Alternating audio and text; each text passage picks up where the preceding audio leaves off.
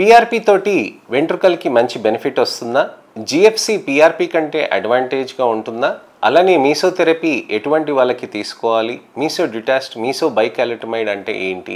అసలు ఇది ఏ ఏజ్ గ్రూప్లో తీసుకోవాలి? ఎవరెవరు తీసుకోవాలి? ఏ విధంగా జరుగుతుంది ఇంప్రూవ్మెంట్స్? అసలు దీంతో తీసుకుంటున్నప్పుడు మనం ఏ విధమైన ఇంట్లో జాగ్రత్తలు తీసుకోవాలా? ఇంట్లో ఏమైనా విధమైన ప్రొసీజర్స్ చేసుకోవచ్చా? ఇలాంటివి చాలా మందికి అనేక ప్రశ్నలు అనేటివి అపోహలు అనేటివి ఉంటాయండి. ఇక్కడ మనం గమనించాల్సింది ఏంటంటే పీఆర్పీ థెరపీ అంటే platelet rich plasma. Platelet rich plasma ఏదైతే ఉంటుందో మనకి మీ ఓన్ బ్లడ్ నుంచి తీసుకొని ప్లేట్లెట్స్ అనే కణాలు మన రక్తంలో ఉంటాయి. ఈ ప్లేట్లెట్స్ అనే కణాలు మనకి చాలా మంచి బెనిఫిట్ ని తీసుకొస్తూ ఉంటాయి. రెడ్ బ్లడ్ సెల్స్ అనేవాళ్ళం కదా మనం, ఎర్ర కణాలు అనేటివి. అవి మనకి బ్లడ్ లో అన్ని చోట్ల తిరుగుతూ ప్రతి చోట శరీరంలో ప్రతి భాగానికి ఆక్సిజన్ సప్లై చేస్తాయి. వైట్ బ్లడ్ సెల్స్ అనేటివి ఇమ్యూనిటీ, అంటే ఎక్కడెక్కడైతే బ్యాక్టీరియా వైరస్ హానికరమైన మైక్రోబియల్ యాక్టివిటీ అవుతుందో అక్కడ వచ్చేసి ఈ తెల్ల కణాలు తినేస్తూ ఉంటాయి. ప్లేట్లెట్స్ అనే కణాలు శరీరం అంతా తిరుగుతూనే ఉంటాయి అన్నమాట. ప్రతిరోజు దాని పని తిరగటమే.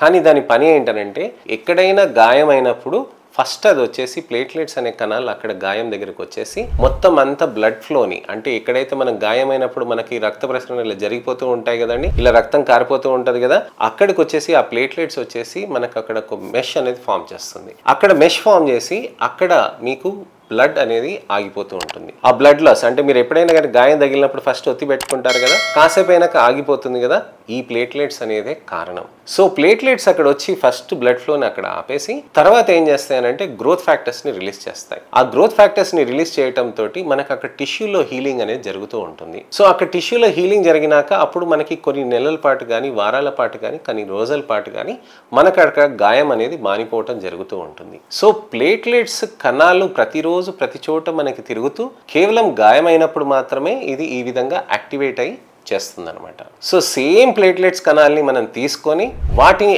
యాక్టివేట్ చేసి మనకి వెంట్రుకల దగ్గరికి ఇస్తే అవి గ్రోత్ ఫ్యాక్టర్స్ ని రిలీజ్ చేస్తాయి. సో ప్లేట్లెట్ రిచ్ ప్లాస్మా అనేది ఎందుకు తయారు చేస్తారంటే ప్లేట్లెట్స్ లో ఉన్న ఈ మంచి క్వాలిటీని స్టిమ్యులేట్ చేసి యాక్టివ్ చేసి గ్రోత్ ఫ్యాక్టర్స్ ని మంచి కీమోకైన్స్ ని తయారు చేసుకొని మనం ఇక్కడ ఇచ్చేస్తారనమాట. సో మీ ఓన్ బ్లడ్ తోటి తయారు చేసేదే కాబట్టి చాలా విధంగా సేఫ్ ఉంటాయి అనమాట. అమ్మో పీఆర్పీ అంటే ఇంజెక్షన్స్ కదా అని చాలా మంది ఆలోచిస్తూ ఉంటారు. పీఆర్పీ అని అంటే మనకు అక్కడ తీసుకుంది సూక్ష్మంగా ఉన్న చిన్న మైక్రో నీడిల్స్ తోటి చేస్తారండి. ఫస్ట్ డే ఏం చేస్తారు అంటే నంబింగ్ క్రీమ్ అక్కడ పెట్టేసి ఆ నంబింగ్ క్రీమ్ ని అంతా మొద్దుబారిపోయినాక అక్కడ చిన్నగా మైక్రో నీడిల్స్ చేసినాక అక్కడ అంతా స్ప్రే చేస్తారండి. అదంతా స్ప్రే చేయటం తోటి మనకి ఏమవుతుందనంటే అక్కడ మంచిగా వెంట్రుకలు అనేటివి పెరుగుతూ ఉంటాయి. ఇక్కడ వెంట్రుకలు అనేటివి మనకి పెరగటానికని ప్లేట్లెట్స్ కణాల నుంచి వచ్చిన గ్రోత్ ఫ్యాక్టర్స్ రెస్పాన్సిబుల్ ఉంటాయి. అనజన్ ఫేజ్ లో ఏవైతే హెయిర్ గ్రోత్ ఉంటుందో అండి దాన్నే మంచిగా స్టిమ్యులేట్ చేస్తుంది ప్లేట్లెట్ రిచ్ ప్లాస్మా. అంటే ఊడే జుట్టుని కొద్దిగా ఆపుతుంది, కానీ ఉన్న జుట్టుని స్ట్రెంథెన్ చేయడానికి కానీ ప్లేట్లెట్ రిచ్ ప్లాస్మా బాగా హెల్ప్ చేస్తాయి. మళ్ళీ జీఎఫ్సీ థెరపీస్ అంటే ఏంటి, మీసోథెరపీస్ అంటే ఏంటి అని అంటే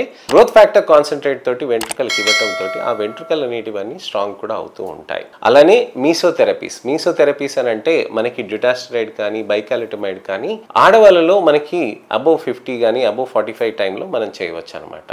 కానీ మనకి ఏదైతే వెంట్రుకలు ఏవైతే మనకి గట్టిగా కావాలి అని అనుకుంటున్నారనంటే మగవాళ్ళలో మీసో డ్యూటాస్ట్ అనేది ఎప్పుడైనా స్టార్ట్ చేయొచ్చు. 16 ఏళ్ళు 17 ఏళ్ళు 18 ఏళ్ళు దాటిన తర్వాత కూడా మనం స్టార్ట్ చేయవచ్చు అనమాట.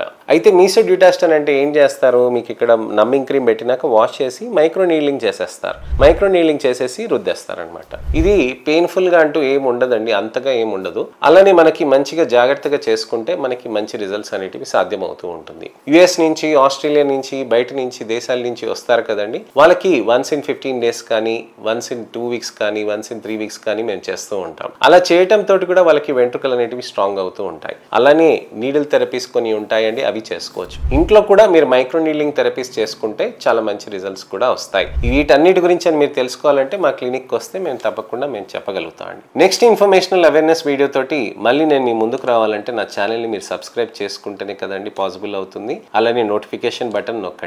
మీకు ఎటువంటివైనా సందేహాలున్నా అపోహలున్నా ప్రశ్నలున్నా తప్పకుండా మీరు కామెంట్ సెక్షన్లో పెడితే దానికి తగ్గట్టుగా నేను మీకు వీడియో రిప్లై కూడా నేను చేయగలుగుతాను. నా ఈ అవేర్నెస్ క్యాంపెయిన్లో మీరు కూడా పాలు పంచుకుంటారని ఆశిస్తున్నాను. నా వీడియోస్ని దయచేసి షేర్ చేయండి. ఎవరికైనా కానీ బట్టతలలు ఉండి పీఆర్పీ థెరపీస్ అంటే ఏంటి, అసలు ఏం థెరపీస్ లేవేమో అనుకుంటున్న వాళ్ళకి తప్పకుండా ఈ వీడియోస్ని షేర్ చేయండి. నెక్స్ట్ వీడియోలో మళ్ళీ కలుస్తాను. నేను మీ doctor Raj Kireet, Celestee skin laser and hair clinic, Jubilee Hills, LB Nagar, Kokapet మరియు సన్ సిటీలో chief and founder dermatologist and hair transplant surgeon గా ప్రాక్టీస్ చేస్తున్నానండి. నమస్తే.